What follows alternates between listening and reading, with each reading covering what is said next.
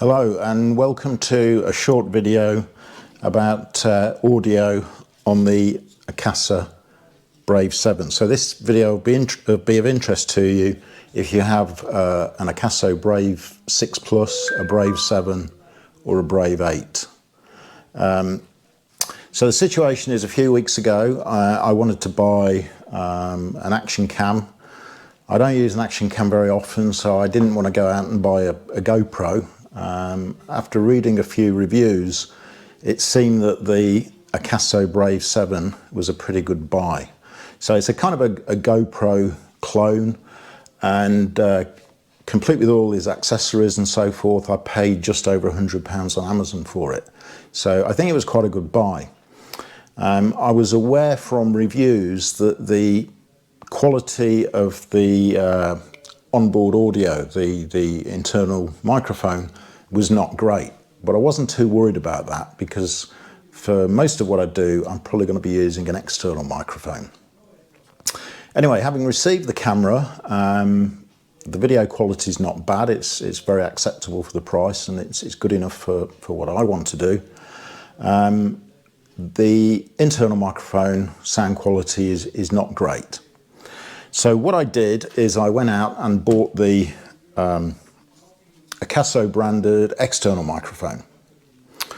It has a USB Type-C connector which fits into the side of the Akaso. There's a USB Type-C connector in there, socket.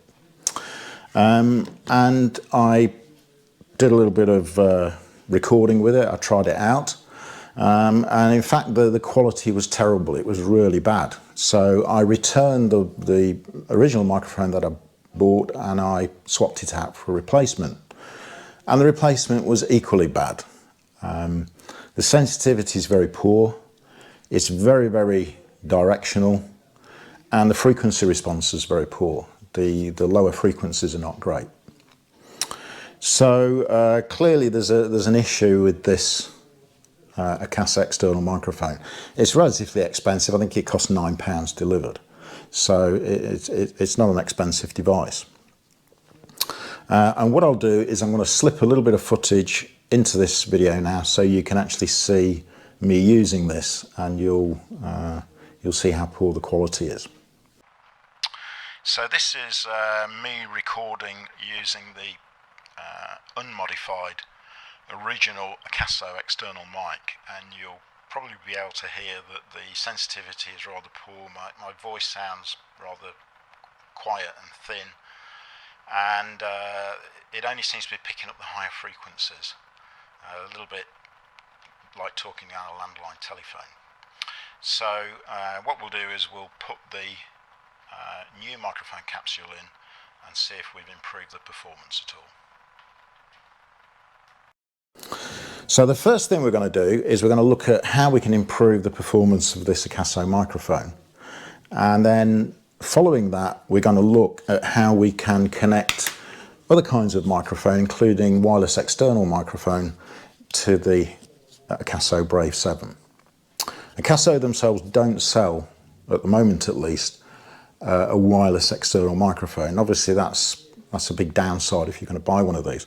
So I want to show you how you can connect a wireless external mic, or indeed a wired external mic of a different brand, a third-party brand. So let's take a look at the Akaso mic.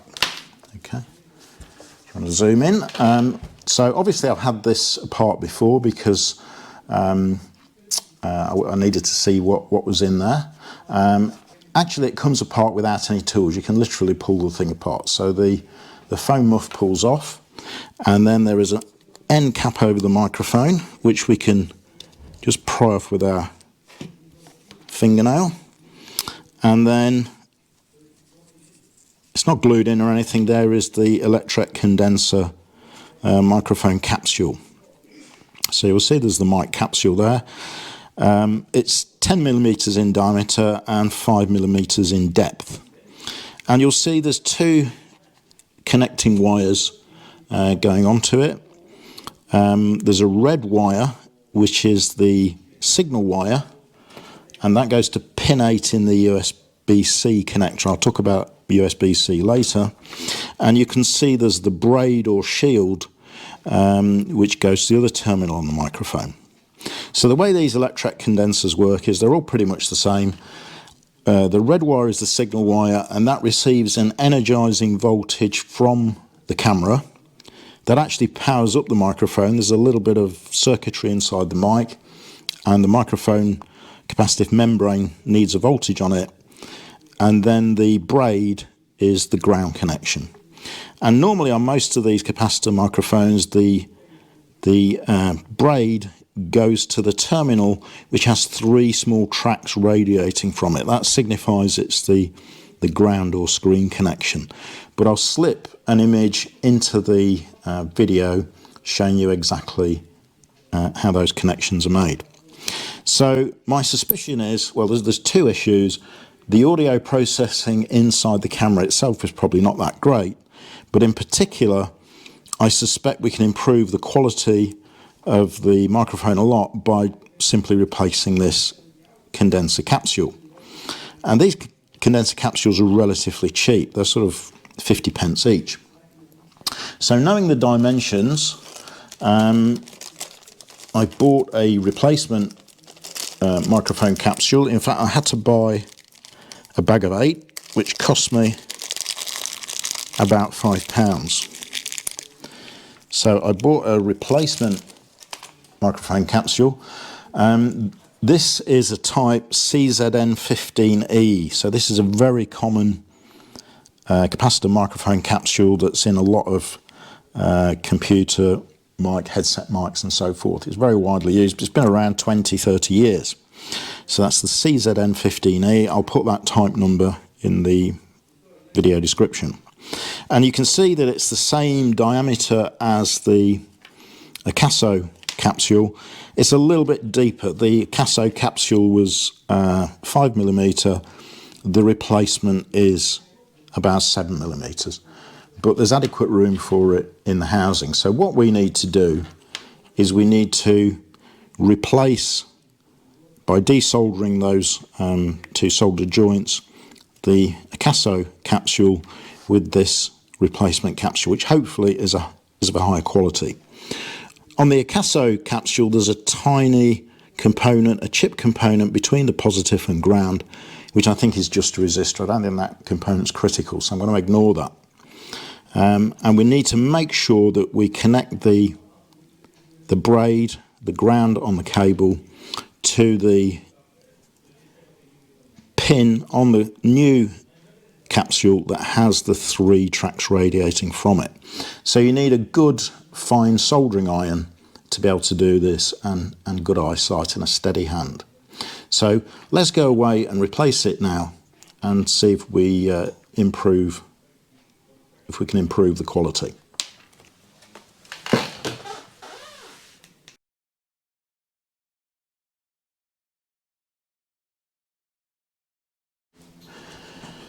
Okay, so we've soldered on the new microphone capsule, and all we need to do now is we'll slip it back into its enclosure. Goes in okay, there's enough room for it, and we put on the cap, snap it into place, and the foam muff back on. Okay, so let's now use this. We can compare it with the original mic and see if we've got any improvement in quality. Okay, so what we've done now is we've replaced the condenser unit with the new part. So this is to compare the sound quality with the previous bit of footage I took with the original. So I think there's probably some improvement in sound quality. Part of the issue will be the sound processing inside the camera, which is probably not the best, but I think it's a worthwhile improvement in sound quality for a very small outlay. Okay, so this is now, by way of comparison, this is using the internal mic on the Akaso. So you can compare the quality of the internal mic with the external mic that I just demonstrated. Testing, testing, 1, 2, 3, internal microphone. Okay, in this section of the video we'll talk about the USB Type-C connector that's on the Akaso camera.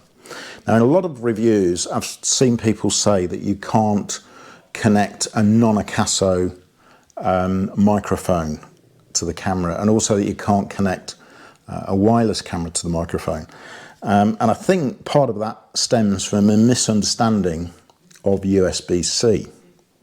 So the USB Type-C connector, most people think of it as a digital data only connector, but actually the USB Type-C specification includes its use as an analog input.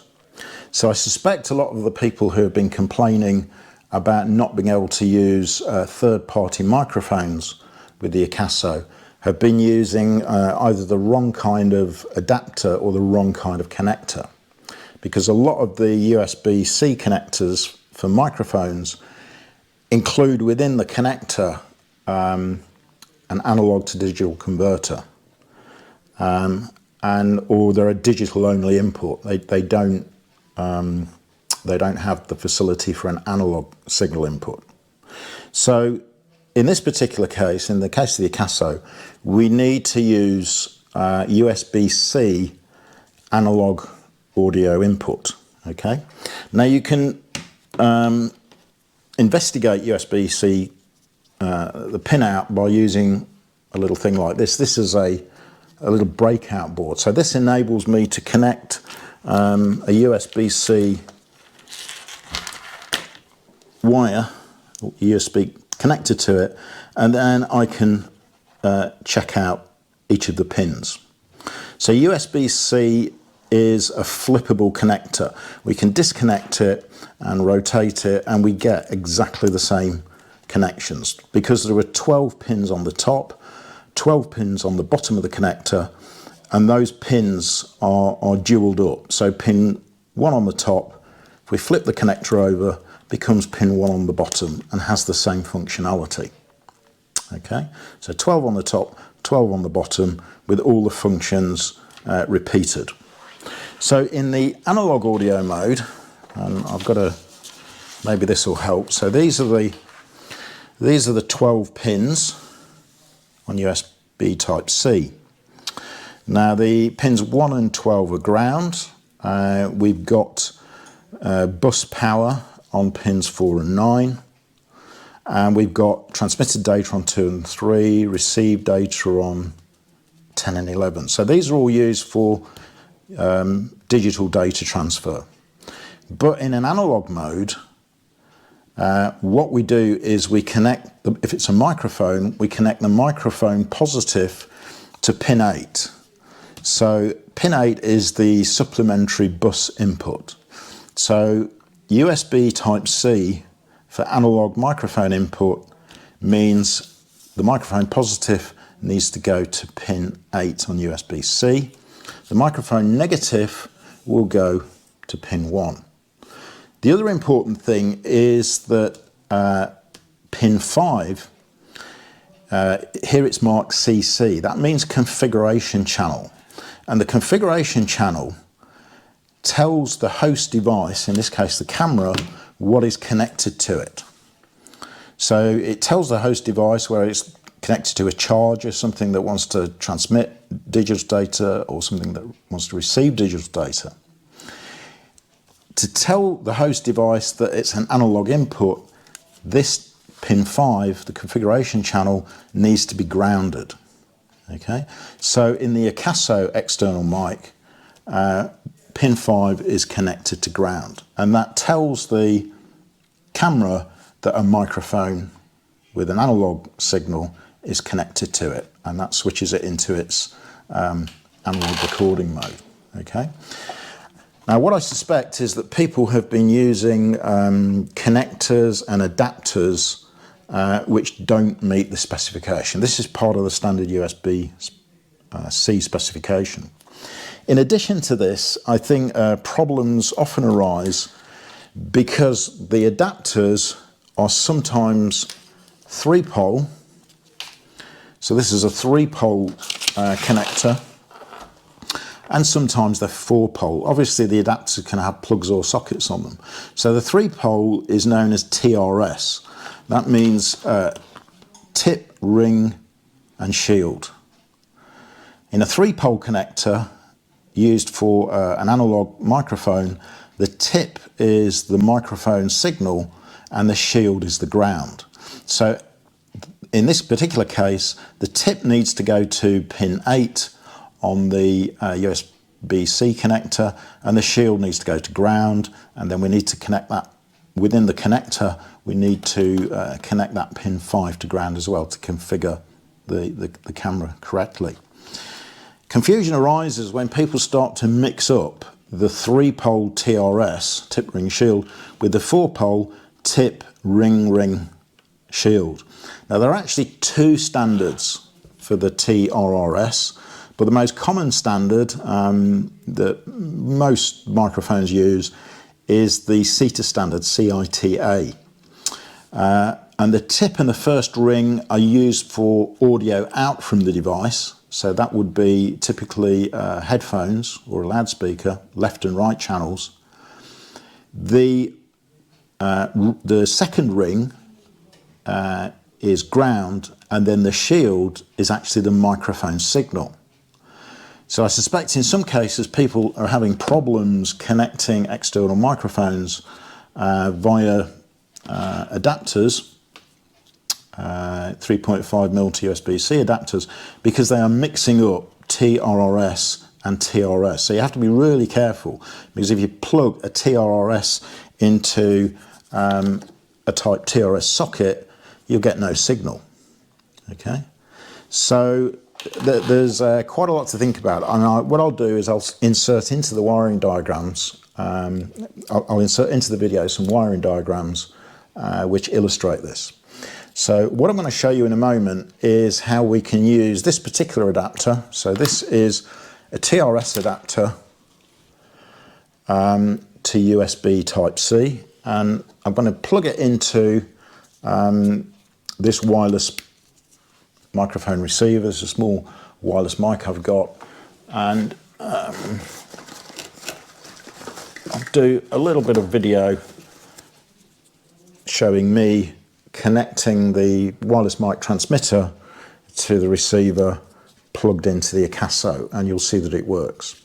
So this particular adapter, I bought it overseas years ago. Please don't ask me where it's available. I don't know who would supply it in the UK, but I bought it off a market overseas some years ago, so please don't ask me where I obtained it. But you can obtain these. So it's a simple TRS type analog to USB-C type analog. Okay, so now I'm using the third-party wireless mic via the 3.5mm to USB-C connector, and you can see that it's working fine, and in fact the quality is not too bad at all. So this is probably the microphone setup I'm going to be using when I'm making videos in the future. Okay, so to round off the microphone testing, what I've done is to connect up a Comica wireless microphone. It's the Comica Boom XD, which is a mid-range microphone. It costs about £110. It's quite a good quality wireless mic. It's very well reviewed. I think now maybe we're up against the performance of the audio section of the Akaso camera. In other words, the audio quality now is limited by the camera rather than by whatever microphone you've connected to it. So the audio from the Akaso probably doesn't get much better than this. Is this Comica significantly better than the cheap £15 unbranded wireless mic I showed you earlier on in the video? Well, maybe it's a little bit better. It's a nicer microphone to use, but the audio is only slightly better because we are running up against a performance limitation of the camera itself.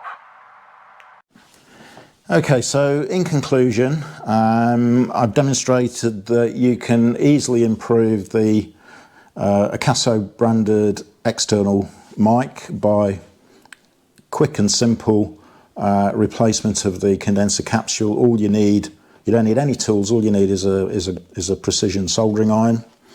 And I've shown you that if you choose the right adapter, you can connect a third-party 3.5mm wireless mic to the Akaso.